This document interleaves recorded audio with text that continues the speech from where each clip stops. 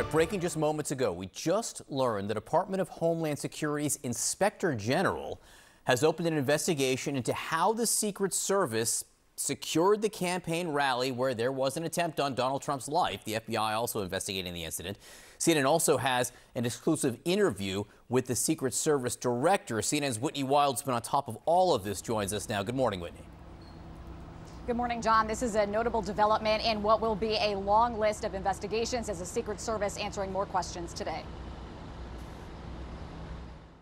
When you said that local law enforcement was responsible for that building, what did you mean by that?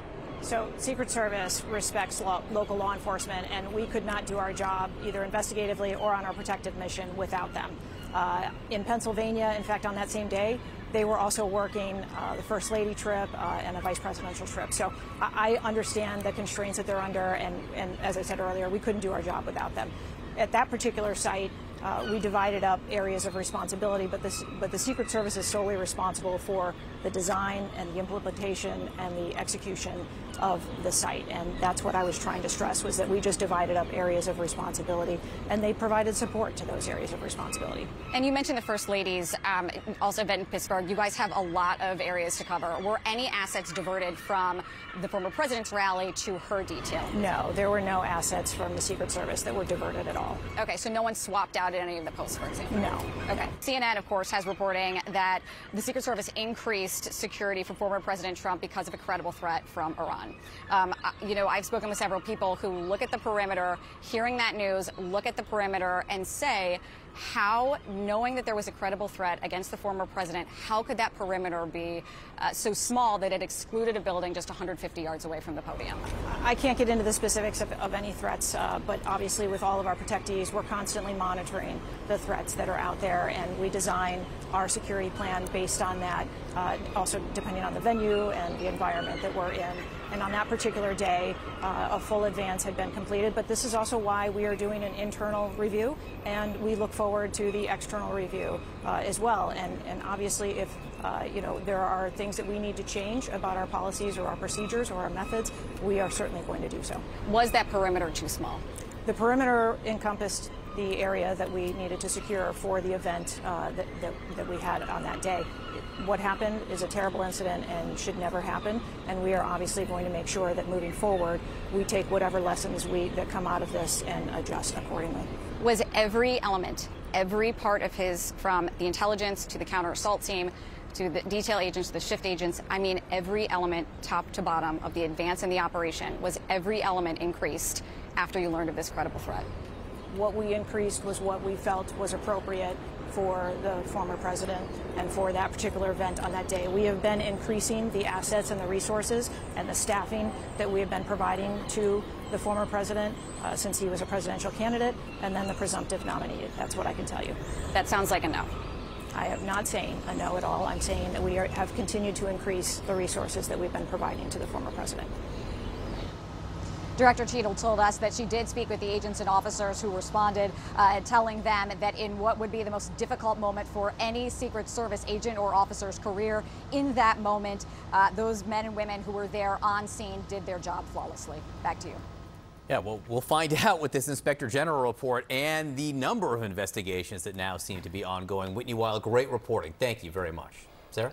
Again, we are following this breaking news where the Department of Homeland Security's Inspector General has opened an investigation into how the Secret Service secured the Trump campaign rally. But we're also learning of more threats. CNN national security analyst and former director of the National Intelligence, James Clapper, is joining me right now. Thank you, sir, for joining us this morning.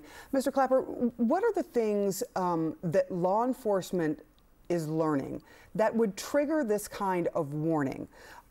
That there is a much more heightened threat during these very volatile campaign times? Well, to begin with is of course, the Iranian threat, although we don't know any details about the vintage, the reliability, validity of the human source in question. Was it corroborated? I think now the concern is, will there be copycat attempts in sort of retaliation against the attempt against former President Trump? So this would I think, infer a potential heightened threat to the president and others in the administration, as you have copycats or those who feel that they have to retaliate for the attempt against President Trump. So this, by however you measure it, represents a growing threat. I am curious to see if that is ginned up by what we're seeing online with the blaming of Democrats, which there's no evidence at all of that. The person who did this attempted assassination was a registered Republican.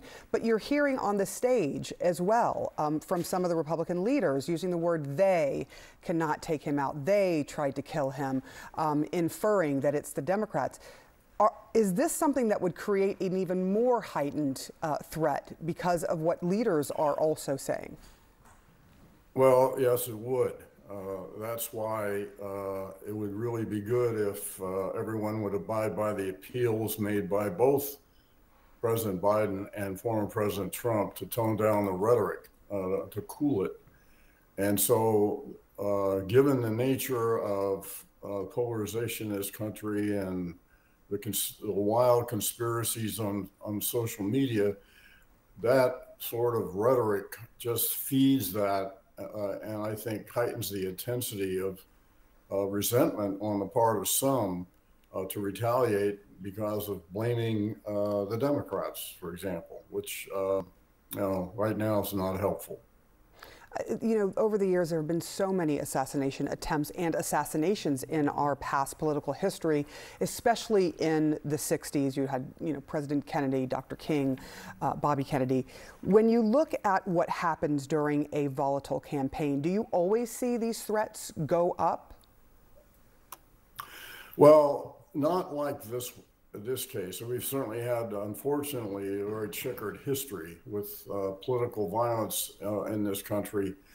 When we had the incident that happened Saturday, it certainly brought back very vivid memories of mine when President Kennedy was assassinated in November 1963. I was a young lieutenant then in the Air Force in Texas, not far from Dallas.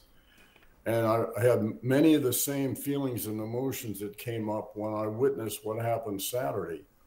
The difference, though, Sarah, is we were united completely in grief in 1963, and that is not the case now. And of course, there have been other instances since then of political violence.